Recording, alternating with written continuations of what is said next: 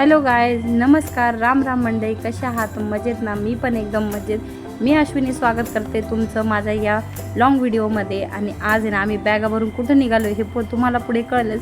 पण त्या अगोदर आम्ही ना स्टँडवर गेलो आणि तिथून आमची काय बस मिस झाली होती, म्हणून दुकानात त्याने वीरसाठी एक दोन वस्तू घेतल्या आणि एक बस आम्हाला फायनली भेटली. मग बसमध्ये बसलो आणि कंडक्टर काका आहे ना तिकीट देत होते, तर मला बसच्या वासानेच गरगरायला होतं. तर आत्ताची सिच्युएशन माझी तीच होती, मला गरगरायला लागलं होतं आणि पोटात अक्षरशः कसं तरी झालं होतं. आणि हे दिवस आहे ना मला कॉलेजचे आठवले, तेव्हा पण मला असंच तरी पण बसावं लागायचं बसमध्ये. मग अजिबात कंट्रोल होत नव्हतं.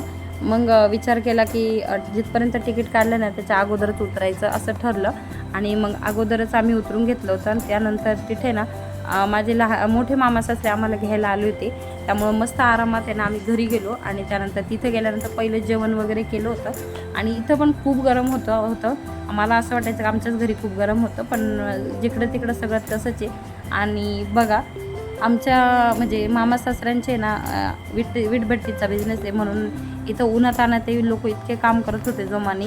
आणि मग आम्ही निघालो आमच्या फायनल लोकेशनला, ते म्हणजे लग्न घरी. आणि तिथे ना मेहंदीचा कार्यक्रमच चालला होता, म्हणजे दिवस होता पण बरेच जण मेहंदी काढत होते. आणि वीर आहे ना झोपला होता गाडीतच, म्हणून मी त्याला उठवायचा प्रयत्न करत होते, पण तो काय उठत नव्हता. आणि बघा इथे लहान लहान मुले पण आहे ना मस्त नंबर लावून मेहंदी काढायला उभ्या होत्या. आणि मम्मींना आहे ना चुलीवर पोळ्या करायला आवडता, म्हणून मम्मी चुलीवर पोळ्या करायला बसल्या होत्या. बाजूला भाजी पण होत होती.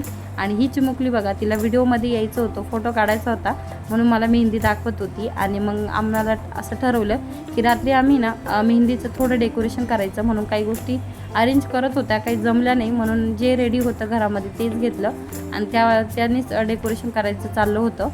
माझे लहाने मामा सासऱ्यांच्या लहान्या मुलाचं लग्न होतं आणि आज मेहंदीचा कार्यक्रम ठरला होता, म्हणून डेकोरेशन करत होतो. आणि बघा रेकॉर्डिंग चालू होती, म्हणून मुलं बघा असं कॅमेऱ्यासोबत येऊन जवळ आहे ना असं काहीतरी करत होते.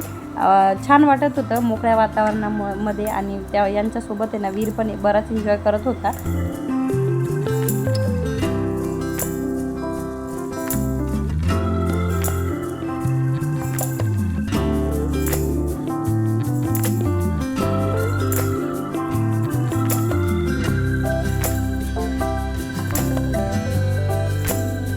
डेकोरेशन फायनली कंप्लीट झालं, पण थोडा मूड स्पॉइल झाला होता, कारण डीजेची गाडी येणार होती, सगळ्यांना नाचायचं होतं आणि गाडी कॅन्सल झाली. पण म्हटलं चला थोडंफार एन्जॉय तर करू शकतो, म्हणून सगळ्यात पहिले सगळेजण ना जेवायला बसले होते. आणि त्यानंतर आम्हाला वाटलं सगळे गप्पा मारताय बाहेर, पण मी बघायला गेले तर बघा आमच्या मम्मींच्या हातावर आहे ना, आणि हे मामा आहे ना मम्मींच्या हातावर मेहंदी काढत होते. तर मला हे खूप आश्चर्य वाटलं की यांनाही पण मेहंदी काढता येते. आणि बघा छान अशी मेहंदी काढली होती, जमेल तशी त्यांनी खूप चांगली काढली होती. आणि ही एक नवरदेवाची बहीण होती आणि ह्या बाकीच्या मुलींना त्यांच्याकडनं मेहंदी काढून घेत होते.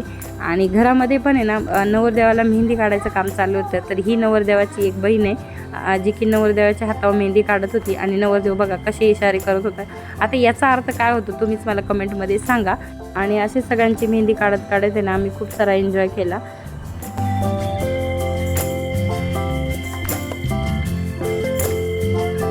आम्ही मस्त असं ताट सजवलं होतं.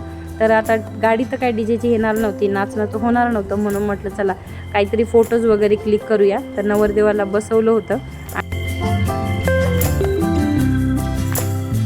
आणि त्यापैकी बरेच उपस्थित जे होते त्यांनी फोटो काढले.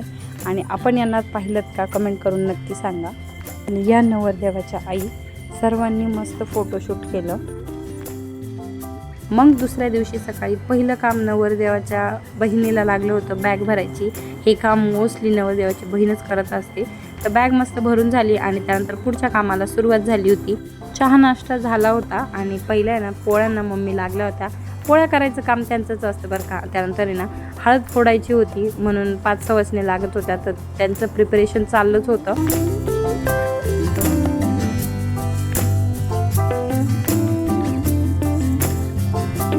सुरुवात झाली होती नवरदेवाच्या ह्या बहिणीपासनं. तिने हळद कुंकू वगैरे केलं आणि त्यानंतर हळद फोडायला सुरुवात झाली होती.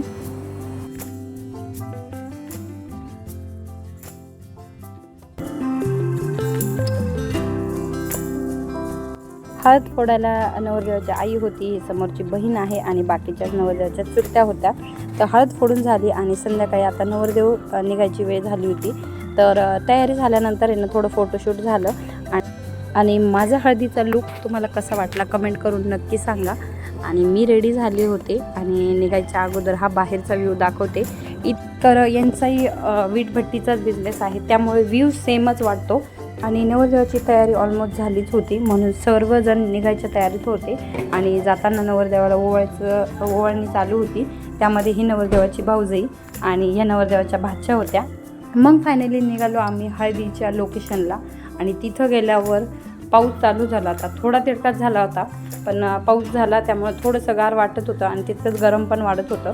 आणि हळद लावायच्या अगोदरच या मुली मस्त नाचायला लागल्या होत्या, कारण लग्नात नाचायचे म्हणजे सगळ्यात जास्त एक्साइटमेंट असते.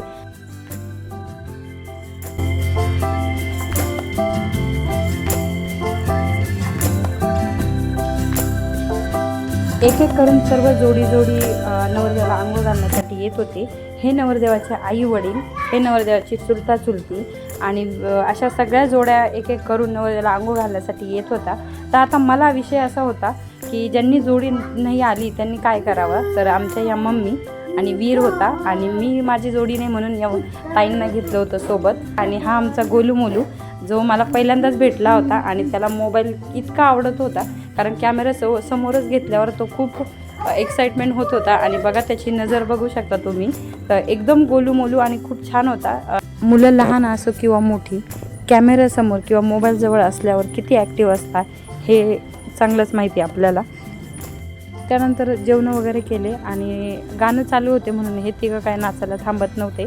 आणि सगळ्यात जास्त जर म्हटलं ना तर आमच्या या सिद्धीताई खूप नाचल्या आणि त्यांच्यासोबत हे भाऊ आणि ताई पण. आणि दुसऱ्या दिवशी या मंदिरापासून मी माझ्या ब्लॉगची सुरुवात केली. आणि जे की वरमाया सगळ्या ओटी भरण्यासाठी बसल्या होत्या आणि मग मी वेळ साधून मस्त त्यांचं शूट करून घेतलं. आणि सोबत त्यानंतर बरेच पाहुणे मंडळी एक एक करून जमा होत होते. बरंच आमच्या सर्वांचा मेकअप वगैरे झाला होता म्हणून आम्ही सर्व मंडपात आलेलो होतो. आणि फायनली नवरदेव पण मिरवायला निघाला होता आणि सर्वजण नाचण्यासाठी जमा झाले होते.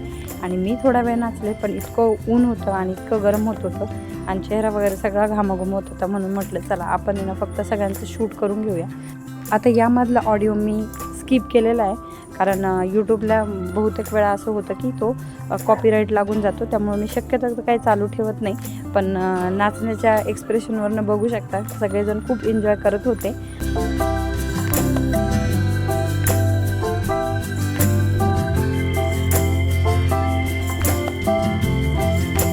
आणि व्हिडिओत बघितल्याप्रमाणे नवरदेव नवरी मंडपामध्ये आले होते.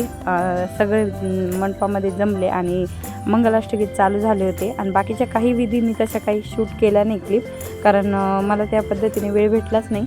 आणि नवरदेव नवरी जेव्हा कॉस्ट्यूम चेंज करायला गेले होते कन्यादानासाठी, तर तेवढ्या वेळात हे आमचे मामा मामी म्हणजे नवरदेवाचे आई आणि वडील, त्यांची लग्नाची ॲनिव्हर्सरी आजच्या डेटची असल्यामुळे सर्वांनी त्यांची ॲनिव्हर्सरी सेलिब्रेट केली. आणि आमच्या मामींच्या भाचे जे आहे ना हे असे मजाक मस्ती करत होते. सगळा लूक खराब करून टाकला होता. त्यानंतर क्लिनिंग वगैरे झाली आणि सगळ्यांनी केक कटिंग केला. तर लहान मुलांना सगळ्यांना लग्नामध्ये केक खायला भेटला. आणि हा व्हिडिओ मी इथेच थांबवते, कारण लग्नाच्या दिवसाच्या खूप कमी क्लिप्स मी रेकॉर्ड केल्या होत्या, कारण मला तसं काही जमलं नाही. आणि तुम्हाला व्हिडिओ कसा वाटला कमेंट करून नक्की सांगा. आणि चॅनलला नवीन असाल तर चॅनलला सबस्क्राईब करा आणि व्हिडिओला लाईक करा आणि भरभरून छान छान असे कमेंट करा. तर भेटूया पुढच्या ब्लॉगमध्ये. तोपर्यंत बाय बाय.